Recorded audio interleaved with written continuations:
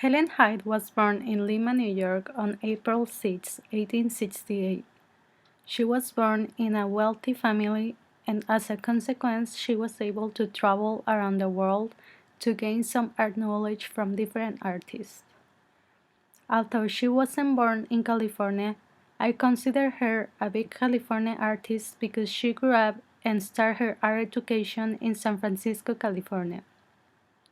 She started her career at the San Francisco School of Design, and after her exploration on arts in this school, she traveled to different places of the world like New York, Paris, Berlin, Japan, and Mexico. During her trip, she found important instructors that helped her bring a lot of knowledge back to California. In New York, she met Emil Carson, who was a talented still life painter from 1853 to 1932. She was also mentored by Raphael Collin in Paris. Collin was known for his French and Japanese art on painting and ceramics. Franz Skarbina was another of her influence from Berlin. Skarbina was painter and illustrator. The last person that was one of her influence was Kano Tomanobu in Japan. After all the time she spent traveling, she returned back to San Francisco where she found an interest on the Chinese culture that was growing up in the city. She started sketching around the Chinese town and she became famous for the results of her studies around this area. One more time, Helen went back to Japan, pretending to spend a short period there, learning more about the Japanese culture and making a name as an artist. During this period, she learned a new technique, wood block prints technique. This technique was created by Emil Orlik, an artist living in Japan but originally from Austria. This kind of printing is known today as Xinhang art movement, which means new prints. After spending 15 years in Japan, learning new techniques and making a good known name, she returned to California and started a new trip to China, India, and Mexico. It is important to say that none of these experiences would have been possible with the fact she came from a wealthy family. This helped her to finance all the trips and the time spent there.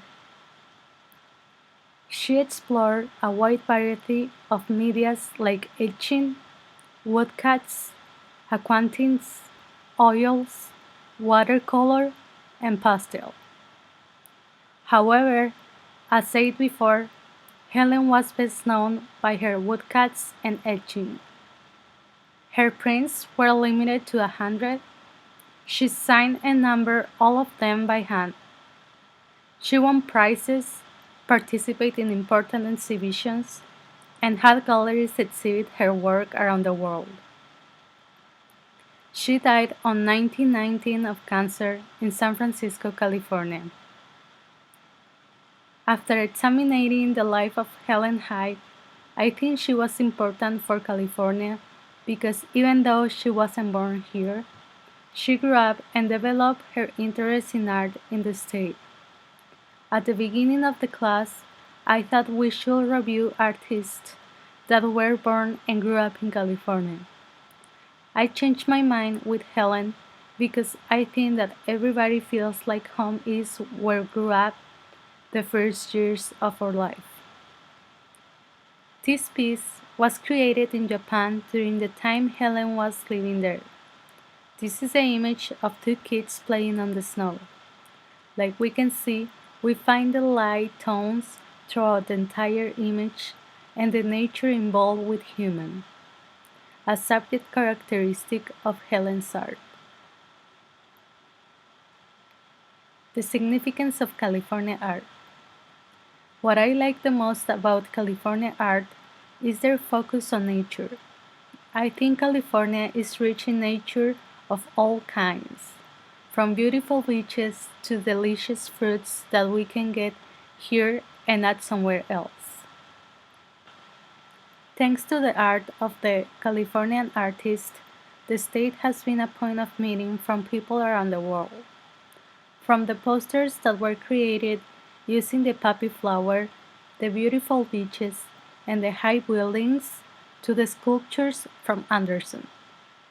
The most significant California art for me are the baskets created by the tribes from Yosemite National Park, not just because of the patterns they were able to create, but because of the uses they applied to each piece. The fact that they were able to cook in a pot made out of grass and material from the nature still surprised me. They were able to carry babies in these weight baskets as well as they last for a significant amount of time. Not everything was about improvement in painting and sculptures, but also in photography. I think it is a honor that somebody from California was granted with the automatic shooting patent for cameras. This is a big improvement in a more recent art technology aspect, but I think it is important to know that Californians were not just focused in one kind of media. They have been exploring every media that came out to the market as well as creating new ones. Helen moved to California with her family, parents, and siblings. They started living in San Francisco and she grew up and studied in the same place. Even though she spent a lot of years abroad, she always kept coming back to California, even for her death. She was well known for her art created based on the Chinese culture in San Francisco and the wood printing technique she brought to the country. Her art was focused mainly in women and children and the nature. You can see very gentle gestures and really light colors, which were characteristics of Helen's art.